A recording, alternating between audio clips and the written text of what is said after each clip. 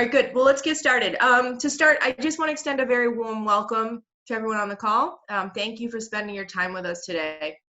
By a quick way of introduction, I am Tricia Sterland. I am part of the Fusion Sport team. As this is an unprecedented time, we at Fusion Sport hope you are staying safe and healthy. So with everybody working from home and between the kids interrupting you every 4.5 seconds, your dog's barking, and you not actually showering and changing clothes for weeks on end. And I do give a very special thank you to those 3 people who actually sent me a note saying that they were putting on pants for today's call. I appreciate that. All of this craziness does create a very huge opportunity for all of us to grow, learn, and collaborate. I'm actually really excited because I've been talking to some people I just haven't gotten a chance to talk to in a while. It's been really cool. So I hope all of you are taking advantage of this. The amount of online learning is astronomical, I know. And also a lot of you on the call are actually doing an incredible job of putting out your own content. And so thank you for that. We do have many attendees today from lots of different environments. We have professional and collegiate sports. We have lots of folks on the military side, many of our customers. So thank you again for spending your time with us. Our only goal in hosting this webinar was to provide good content and give you an opportunity to learn more about one of our integration partners, Oura. So I am joined on the call today with Jeff Collins and Dan Duffield. Jeff is an exercise physiologist and the business development manager for Oura. I have personally known Jeff for close to 20 years, and that is scary, right, Jeff? He's nodding.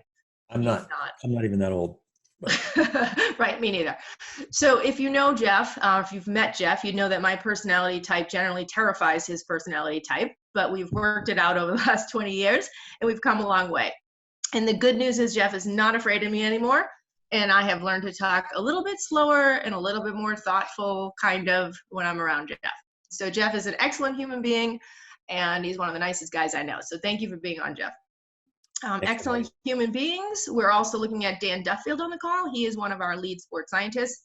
He has personally worked with about 100 Smartabase accounts. And actually, the thing I like best about Dan and his approach is his ability to adapt and make information applicable to very specific environments. So if you got a chance to work with Dan, you're lucky. And if you haven't, then you should sign up. Today, we are going to deep dive into Oura.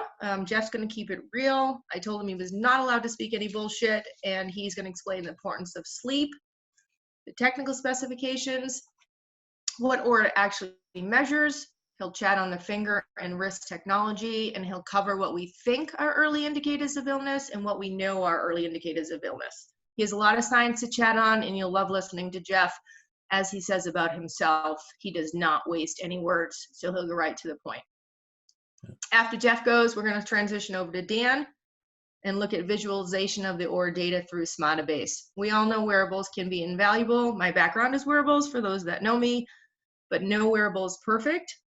They cannot solve all your challenges, as you know, and you must use them in context with other data and other information to make them meaningful. So meaningful data is, as we know, a very hot topic and very important. So we'll be discussing that towards the end. Last but not least, questions. You guys have certainly found the chat button at the bottom, and there is a Q&A button. So you'll have the opportunity to ask questions as we go. And I will probably wait, and we'll hold them till the end. We'll do our absolute best to answer them. If we don't get to them, there's going to be a survey at the end that you can pop in a question there. And if it doesn't get answered, that is 100% Jeff's fault. So we will answer your questions as best we can.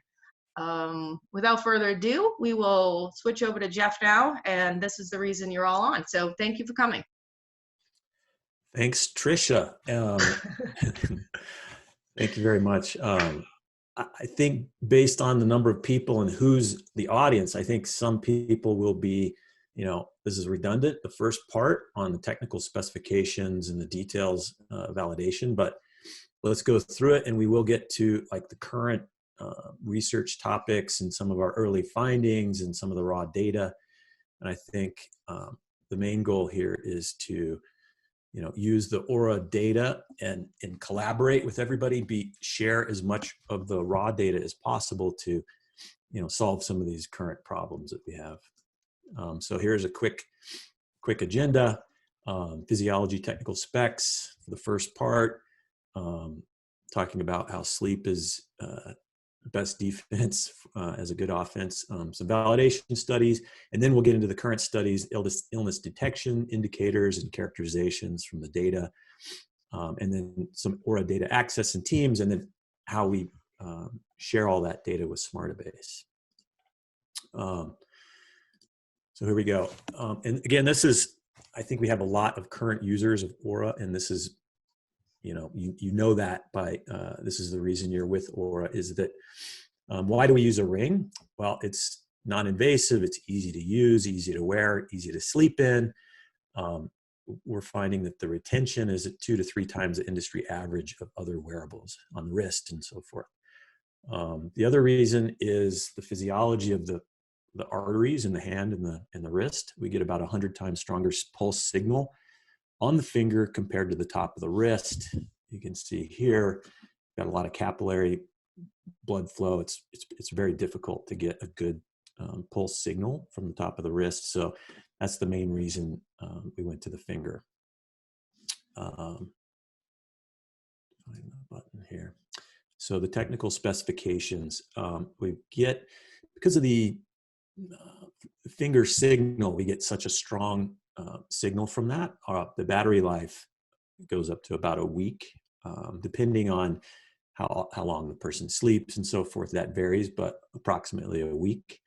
Wireless charging, water resistant. We've tested it to 100 meters, but it goes much deeper. That's just the testing facility only goes to that depth. Storage, you can store up to 6 weeks of summary sleep data on the ring. However, you want to charge that each week. You don't want the battery to go to zero. Titanium, it's light, 4 grams, which helps with the thermal mass of the ring. It's actually lighter than a traditional or conventional wedding ring. Bluetooth, and I think airplane mode is important in certain situations and use cases.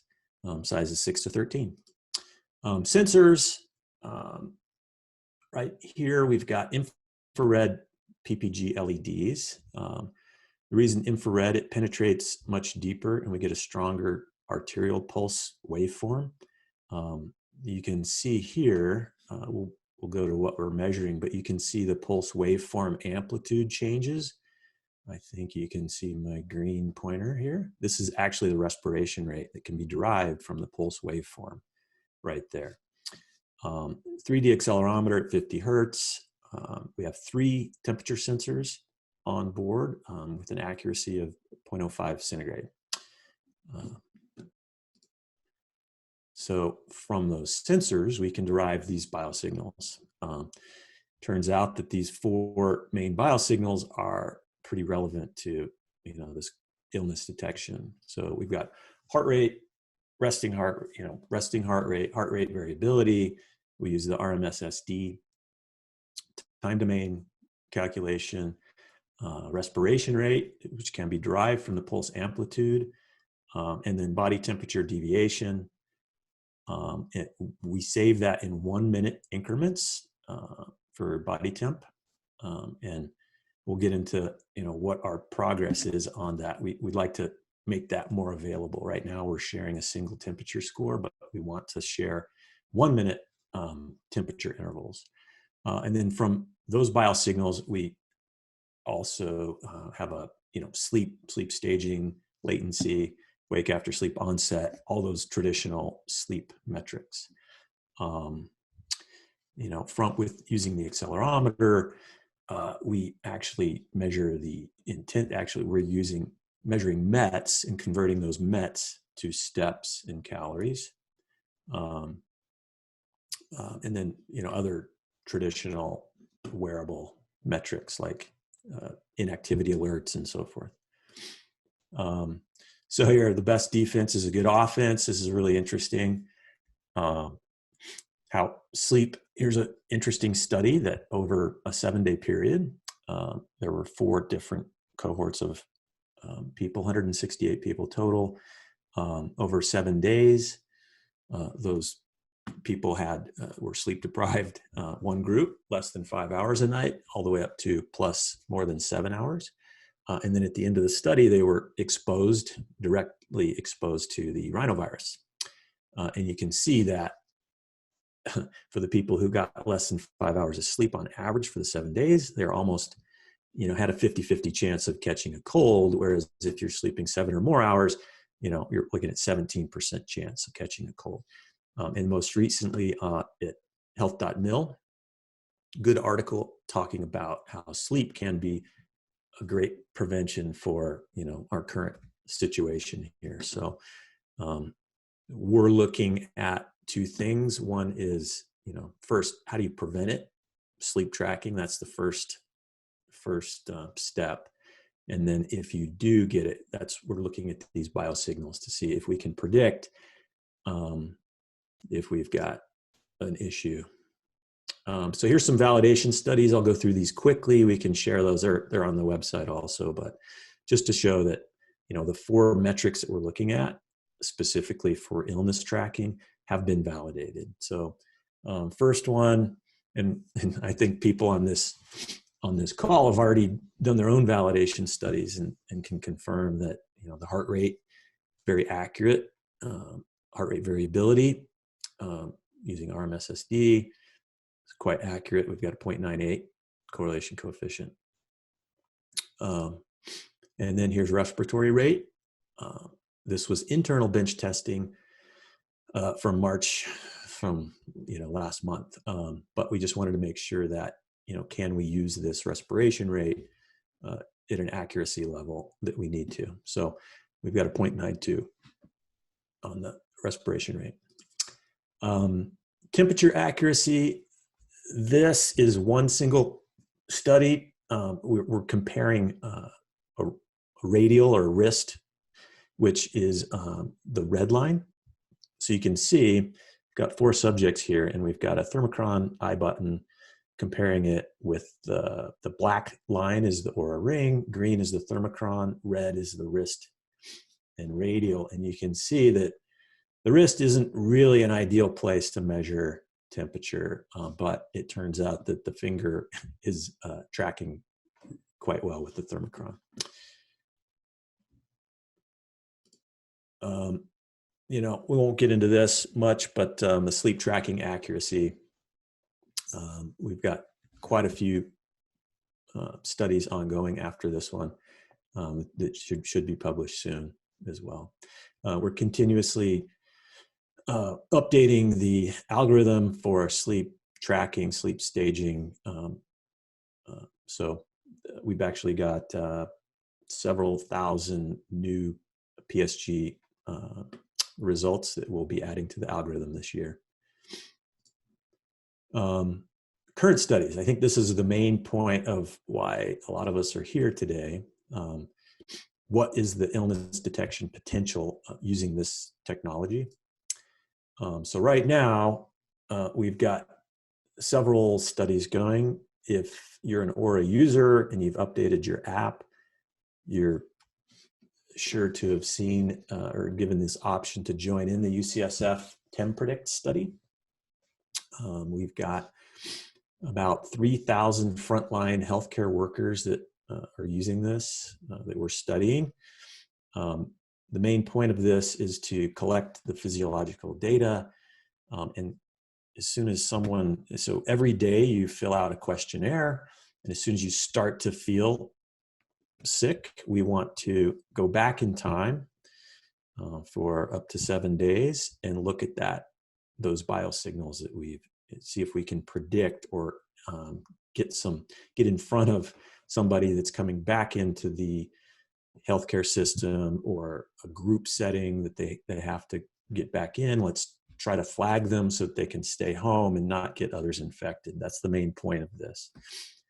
We've got over 25,000 already enrolled on the iOS, just the iOS app. We've rolled out the Android app as well.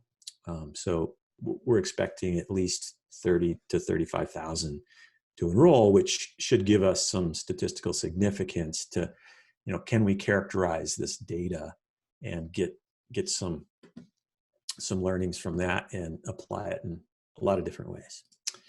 So here's just a simple illness biosignals. This is something that you see in the app. You can see on this top line, we've got respiration rate, temperature deviation of someone who had the severe flu. You can see respiration rate. This is a 28-day window here. The respiration rate just was clearly increased. Same with temperature. And then down below is normal respiration rate, normal temperature. So this is just no interpretation of the data, but just visually looking at it on the app.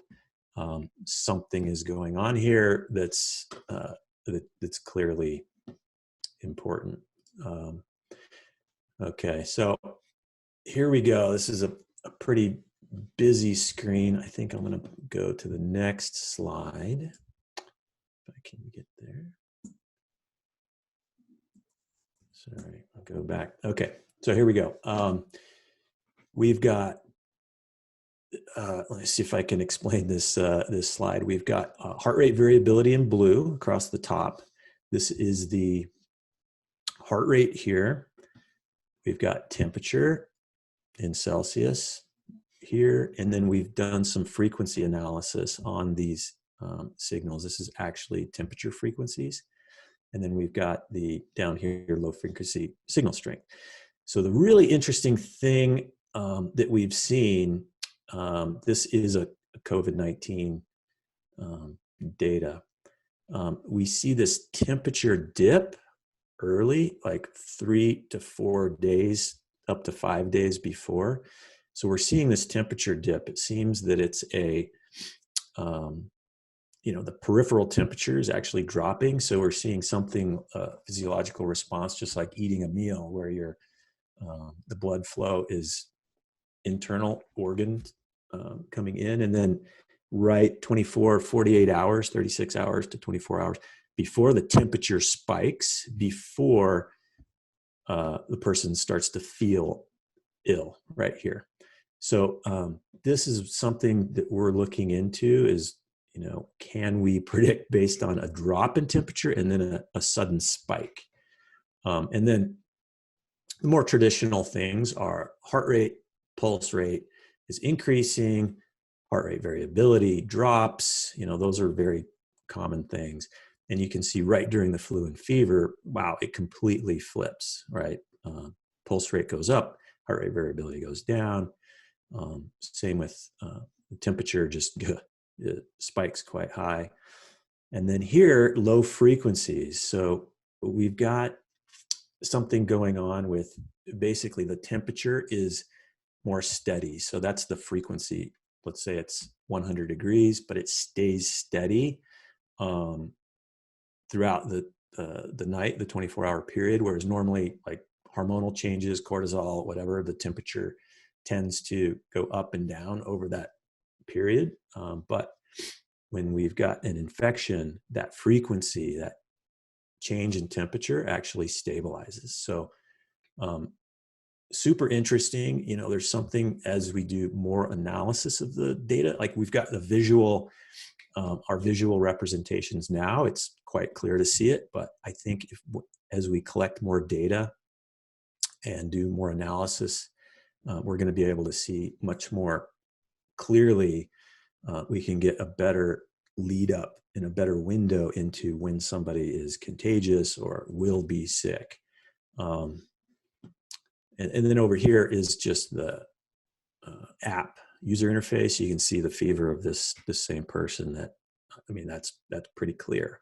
But the more analysis of this with the frequencies and so forth, and that's really where we see the potential of trying to share this data. And we've got some good analysts inside of Oura, but if we share this data with lots of smart people that are on this call, for example, I think we can really peel back some interesting insights using this data. Go to the next screen. So here's a COVID-19 versus flu. This top one is COVID, and this, to kind of explain this scatter plot, this y-axis is heart rate. So you can see it goes from 50 to 100 beats per minute. The x-axis is HRV, RMSSD, and then the color is temperature. So the red color is fever, blue color is normal temperature. The big dots are pre, so before sick, before illness, and the smaller dots are recovery. So you can see that as the temperature increases, the pulse rate, heart rate increases, heart rate variability decreases, and so we can characterize what that looks like in COVID. And again, this is an N of 2. We've collected about up to 15 right now, so we're really crunching the numbers as more of these confirmed cases come in. But you can see that here's kind of the progression of the heart rate variability and temperature. We will add in respiration rate to this analysis as well. Over here, you can see kind of a picture of, on the top right, the flu, typical flu. You can see the density of the temperature down here. In this case, the COVID is really spread out. We've got a higher spike in temperature for a longer time, a little bit more severe reaction. And then here again is that frequency of the temperature. And it's so interesting. I think everybody, at least on our team, was surprised to see this temperature drop before a spike in the temperature. So really interesting. Maybe in the Q&A, somebody could help us get some insights into this really low frequency and temperature drop. Okay, so that's it for the data. We can go over, Q&A to see, hopefully we can get some good thoughts on that. But how to access and download the raw data files. Some or many of you already know how to do this. This is through our team platform. You can download, and we'll keep adding more and more data that's available here. But we've got CSVs, so you can download the sleep, activity, readiness, temperature, either CSV or a JSON. Temperature and IBI are compressed into .gz format, so they're just zipped. And then here's the Oura team dashboard. So we've got,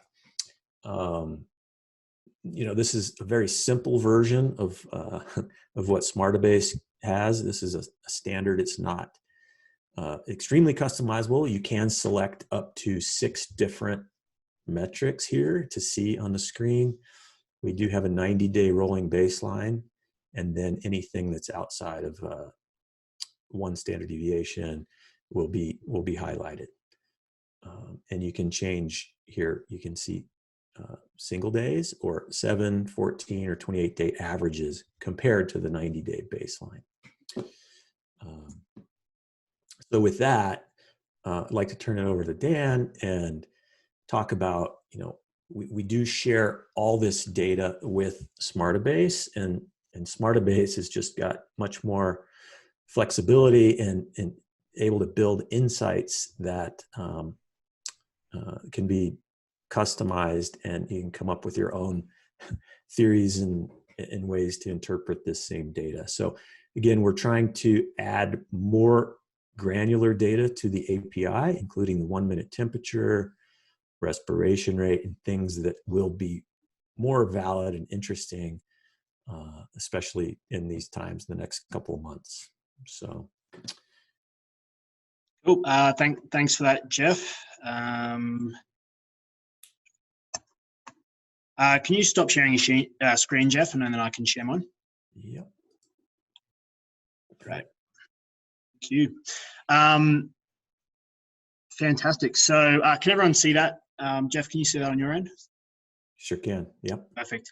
So firstly, Jeff, thanks very much for opening up the technical specifications of the ring, as well as some of the research that you've done into illness, as well as specifically COVID-19.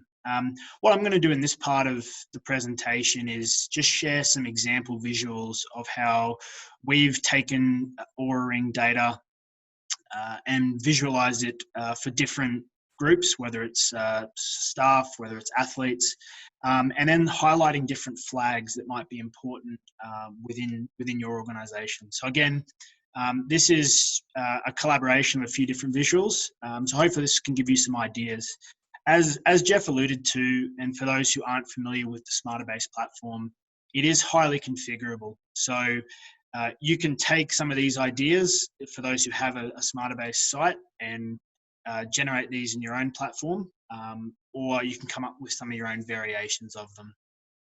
So what I'm going to try to do here is tell a little bit of a story through a dashboard, and talk about how someone in a sports science position or someone who's monitoring a group of operators or athletes might work through a dashboard to make good decisions off the data that we're getting from Oura. So what I'm going to start with is a squad overview. So this could be a group of operators, a group of athletes, whatever group you're trying to monitor. You can create a visual that allows you to pinpoint the flags that you need to act on, or the individuals that you need to contact. So the first thing I've got here is a very basic flag table. So the highlights of this is just using colors and wording to highlight flags that we need to act on. So you can see the different variables that we're looking at from this side. You can see how with things like status, we're calculating status in the background. We're using those 7-day, 90-day averages as a baseline, and we're looking at deviations from that, either indicating to us whether the athlete is stable, whether they're trending up or trending down. And again, depending on what variable it is. So sleep, obviously good if it's trending up. Heart rate variability, trending down is an indicator. So we're using these colors and wordings to help us highlight individuals that we might need to follow up in those areas. As we move along, we've then got some raw values to act off, and combining those with colors is valuable, considering that there may be people looking at this visual that might not understand what a good heart rate variability score is. So using colors to indicate what's good, what's bad is quite helpful as well. So just from there, if I scroll over, I can see more of my individual athletes. Just from there, you can start making decisions. So you can act on this. You can start following up with individuals. But the other way that you can look at flagging is you can create these little mini tables. So the way that I've designed these is what we're doing is I've said we're using a Z-score here. If my Z-score is below a certain value, that's a flag, and I want that person to go into my table. So instead of necessarily having to look through this entire table up the top and try and identify all the flags, you can actually really pinpoint the flags in these little mini tables. And then again, make contact with the athlete or action something if you need to. Another interesting visual over here, again, probably going a little bit off what Jeff was kind of describing.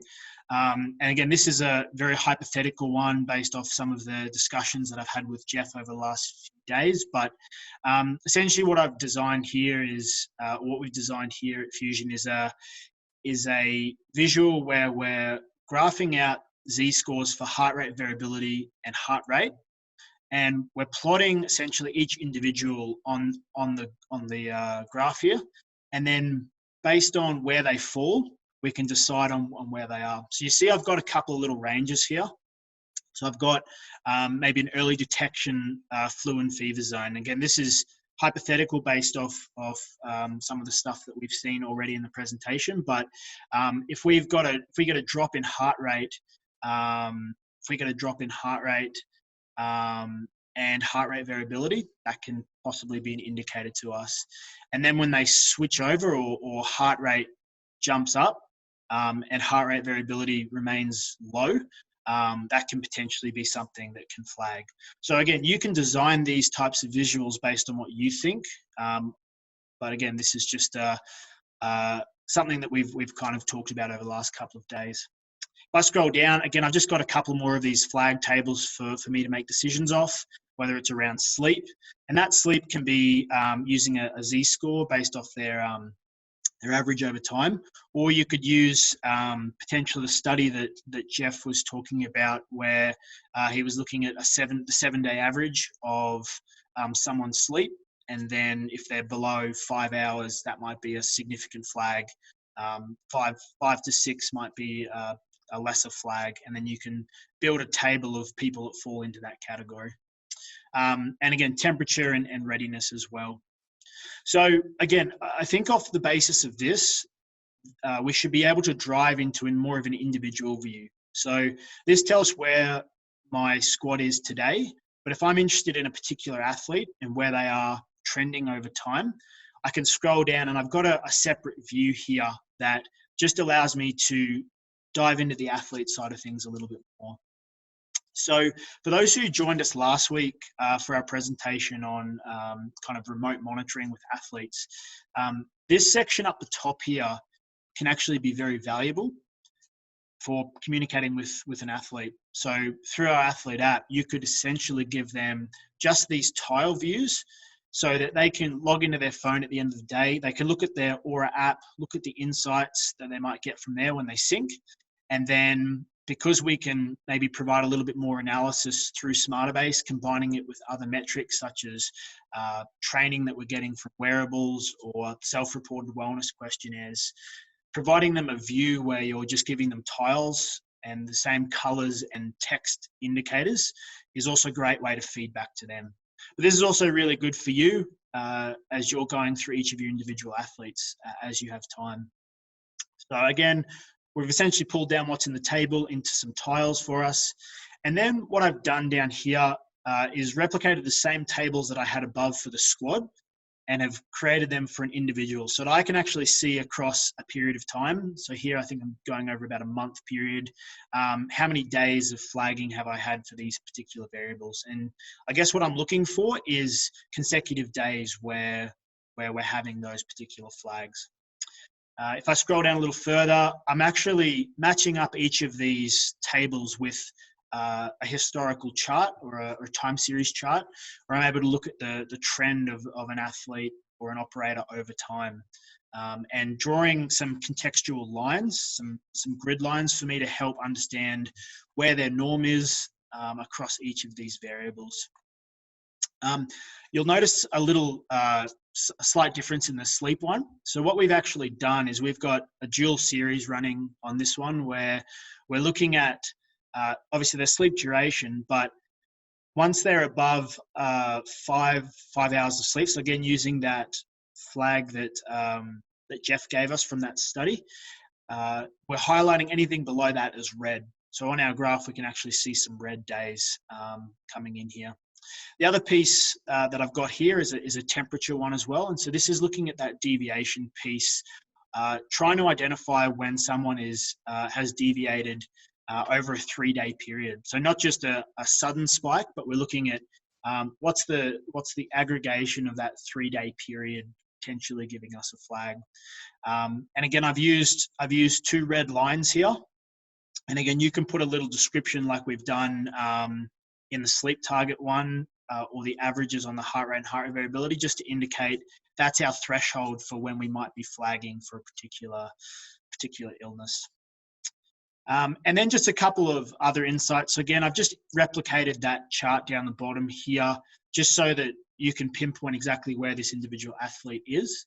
But a really interesting one as well that you can do is, again, following along with that concept of what we see in heart rate and heart rate variability prior to illness, you can essentially plot the changes in heart rate and heart rate variability day to day from their normal.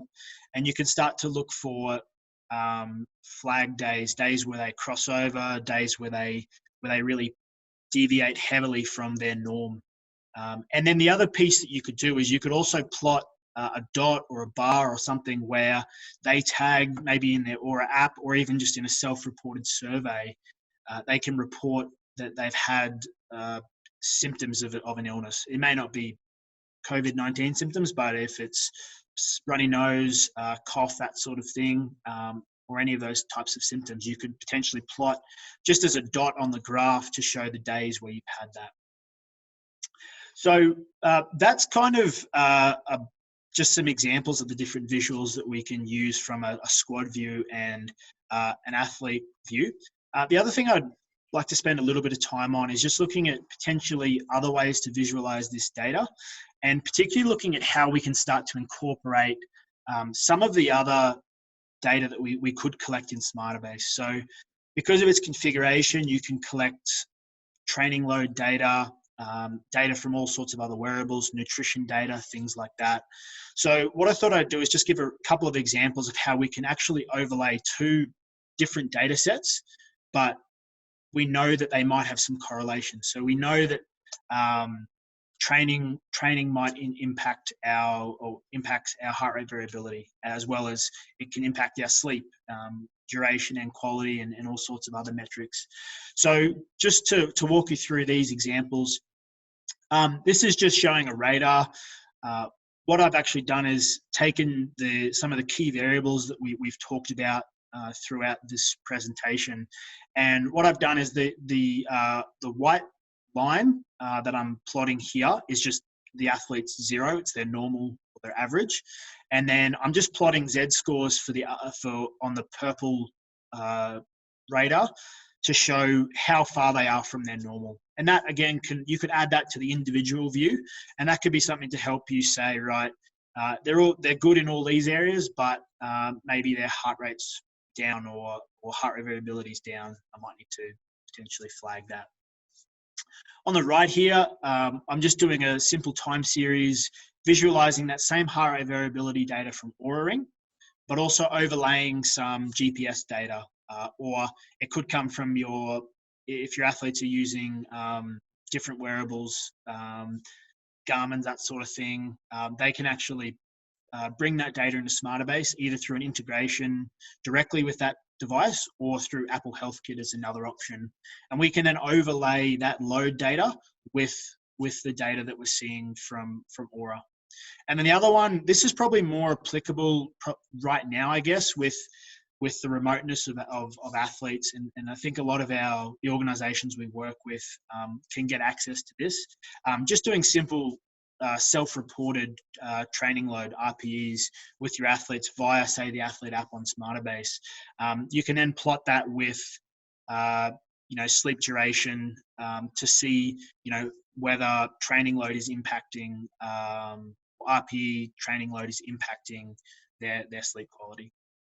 So being able to pull different variables into Smartabase, you can pick and choose the variables that you really want to overlay, and start to look for correlation potentially between those variables, or at least highlight to you some flags that you might want to follow up with. Again, there's other pieces that we can do as well. So we can actually replicate a lot of the things that you see in the Oura app as well, the visuals that you get from there. But again, those are things that you may want to include as part of the dashboard, or you may want to stick with just having a dashboard in Smartabase giving you these additional insights.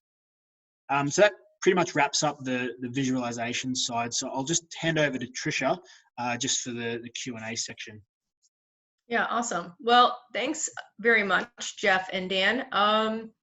So let's hit some of these questions. First one will be easy, Jeff. So we're going to get progressively more difficult as we go. So does it matter which finger the ring is on for accuracy? And is it more accurate on different fingers? It's really a function of the size of the artery, the artery in the finger. So for what we found is if someone is a, very small person, let's say 90 pounds, and they put it on the smallest finger, that's definitely a weaker signal. But for say 160-pound person and larger, it doesn't matter what finger. Get a good signal. Yeah. Okay. Thank you for that. Next question is from my very good friend, Jay DeMayo. He wanted to know, first he said, awesome talk, thank you. Quick question on temperature. Would this be a metric that you feel as performance teams should track daily and set up alerts for if it drops below or above the mean? And along the same lines, would you suggest a 1 standard deviation or a different alteration to get to this notification? Yes. So we're working on what that alert looks like, so that we can build it into the app. Rather than a standard deviation score, we're looking more at just a raw, like a 0.9 degree Fahrenheit bump is what we're thinking at this point. But again, as we're digging into the data more, it seems there's like that dip that we talked about, and whether that's something that's really, if that dip turns out to be an infection or not, is what we need a bigger sample size to answer that question. The I goal guess of the this, question to follow that up, Jeff, just from my curiosity, what else logically raises or decreases body temperature outside of actual illness? Like what other things? hormonal changes, especially Okay. Yep. ovulation for females, and cortisol, and I mean, there's Yep. people on this call that could rattle Sure. off many things, but Sure. intensity of exercise, trim, all that Yeah. will Okay. increase body temp. Yeah. Yeah, So but this goes back to the context piece that we talk about, like always making sure we're looking right. at data within context. Yeah. Yes, and so like pulling in that total workload, the intensity of that, Yep. very important to get that full picture. And I think that's where Smartabase is like, you get that full picture. With the ring, you get a great picture of during the night. I mean, that's where it's just, some golden, data. Yeah. Yeah. Okay, cool. In your experience with the Oura team dashboard, does that information data fall under US HIPAA restrictions? The Oura is GDPR compliant. We've just finished a third-party audit. It is not technically HIPAA registered or audited. Yep. Yeah. Okay, cool.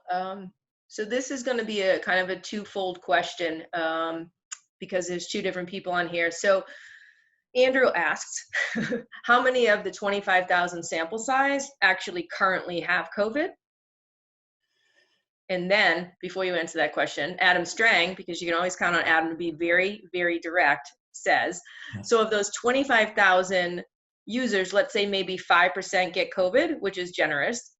So 1,250 folks or so, right? So if all of them stay compliant, which is also very not likely, is that enough to build a valid and reliable illness prediction model? He's guessing probably not. So if Oura is headed in that direction, the study needs to stay in place long after COVID is over. So is that what you're planning as a company? I'm assuming it is. So if you could maybe extrapolate a little bit more information on that, that'd be pretty cool for all of us. Yeah. So, right. We don't know what that sample size is going to end up being. Hopefully it's, hopefully it's not huge. That means we do have a lot of frontline workers, at least 3,000 now, and we're onboarding more and more. So we think both the compliance and also the frequency of COVID will be much higher in those frontline healthcare workers. And then also the broader, the opt-in, of 25,000, whatever it turns out to be in the end, 30, 40,000, those questionnaires are going to be key so that we can tie in, those questions to the actual data. And then also of those, how many get confirmed with the test. And I think as the serum tests are more available, the fast tests, especially for frontline workers, will have access to that. So we'll get much more confirmed cases. Right now, we've got at least 10. And we've got a lot more suspected that have not been confirmed. So I think there's going to be a lot of those that we haven't been able to confirm just because of the lack of tests. So, I'm sure Adam could actually answer this question as anybody would be, what is that sample size to be significant? Yeah. Awesome. Maybe He'll probably had him just hit me over chat if you've got that answer. So a couple questions on the HRV and the heart rate. Is that validated only during sleep or has it been validated during activity? Only during sleep or still. Infrared penetrates deeper, but it's also more sensitive to movement. So that's why, green LED is more artifact, like motion artifact. Green works much better. We do have red and infrared that we can modulate between and get, we could actually derive some other interesting signals that we're working on with that information. But again, those validations are only during the night. Yeah. Okay. You said a lot of words there for you, just so you know.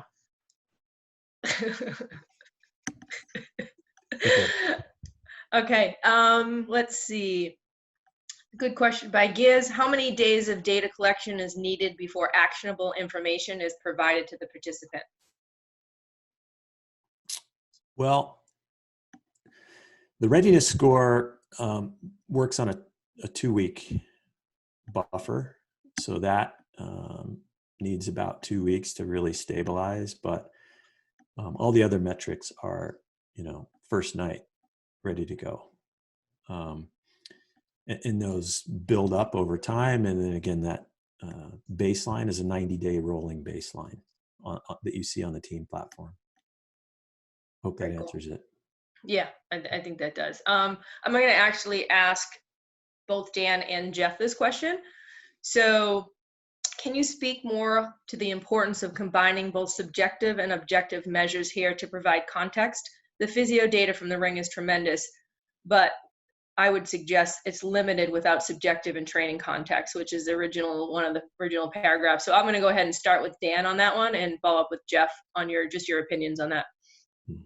Yeah, so I think anyone who's done much reading in the sports science space or just the physiology space, I think understands the impacts that exercise and training have on physiological measures, like particularly sleep, resting heart rate variability, those types of things. Again, I think highlighting back to what I was saying in terms of those visuals, I think it's important to be able to overlay those together and get a picture of the athlete, because you might get false flags. So say, for example, you start flagging for some of these physiological variables that might indicate illness. Some of them can increase as a result of, a heavy training session as well. And so you need that context to give you the full picture, or else you might be getting your false flags and making decisions based off that aren't accurate. I might let Jeff talk a little bit more about specifically relating to the ring data, but that's just what I've spoken about with numerous clients that I've worked with as well. Yeah. So we've got tags in the app right now, and we're working on connecting those tags, making those available on the cloud and through the API, because like you said, that subjective information is really key. Like, I feel terrible. Does the data connect, and really, can we objectively say and tell the person why? And then also, tying that in with this study, and then what comes out, I think we're going to add this illness flag, and we will have false positives, which, depending on the context, is a false positive. What threshold is acceptable for false positives? And I think, if you've got a squadron with guys all in the same area, and one is, or we flag one person and pull them out for 24, 48 hours, or just enough time to test them, is that better? And it turns out that they're not sick. Is that okay? Like, what's acceptable for those false positives? And I think we will have false positives, false negatives, hopefully not very many, because it's pretty sensitive. So again, I think the subjective is really important, and we're adding that. Well, it's in there right now. So from the home screen, you can hit the plus button in the lower right corner and add a tag. Like, I'm sick, I feel bad, I have what's that subjective feedback? Or even, I had a late meal, I worked out late, which actually we could know that if they're using another wearable. Yeah, and just on top of that as well, I think it's important that when you're looking at the context of these, that you're not just looking at the absolute values of training load or even subjective wellness, those types of things. I think the variation from norm is also important. So looking at the data from both sides of rather than just looking at numbers and starting to compare to the individual's normal state is critical when doing this type of analysis. Yep. Yep. Thanks, guys, for that. Great answers. So we have a quick question from Gus from, and I don't know if you're going to be able to answer this, Jeff. I don't know if you get information back on the participants, but out of the 25,000 in the study, how many would be considered world-class athletes? I don't know if you have that answer for Gus. That's a good question. We do try to get their profile, and you know, that is something we're going to try to get as much of their background as possible so that we can really, I mean, I think the question is kind of leading into, you know, does the profile of their, you know, the characterization of the data look different for top end athletes versus normal people? So that's definitely something we want to track. Yeah. Okay, cool. Yeah, if you get any more information on that, let me know. And the other thing is we're updating the IRB like almost daily, certainly weekly, every week for the past 4 weeks, to add in more and more of these questions as they come up. So yeah, that's cool. Yeah. Yep. Awesome. So this is an emergency IRB, by the way. Like, so we've got some fast decisions being made, which is great. It'd be great to have research like that all the time, but yep. Awesome. Can you discuss briefly the workload data? So I got a couple of questions on that. So how are you collecting it? Is it through HR or accelerometer? How are you calculating? I know you said METs to activity. So how are you actually, what are you looking at during that for calculation? So we're using the accelerometer at 50 Hertz. We're looking at both the frequency and intensity of that motion, and then calculating the METs, the metabolic equivalents, what's the total workload, and then we convert those to the equivalent steps. And so we have had feedback, hey, my steps on my Garmin is not the same as on my Oura Ring. Well, they calculate steps and then they go towards calories and METs. So we're going about it from a scientific philosophy standpoint, from a couple of our scientists. That's a more accurate and valid way to do that calculation. Yeah, I'm sure there's opinions in this group. Well, imagine that. Okay, if somebody moves a lot as they sleep, how accurate is the HRV data? Does the HRV measurement account for movement artifact, which is always a very good question on HRV? Right. So we're continuously sampling. I don't even think I mentioned this. It's 250 Hertz, so really high sampling rate, infrared. Movement in bed is pretty minor. It's not only motion, but it's also light. You know, if you think about outside light, really messes up, interferes with LEDs on the wrist, even with light tunneling through the skin and so forth. So we don't have any light, hopefully, you know, when you're sleeping. And movement restlessness does not interfere, you know, in normal, like even RLS, but the light, what was it? The light is really the main, a big part of that factor. Yep. Yep.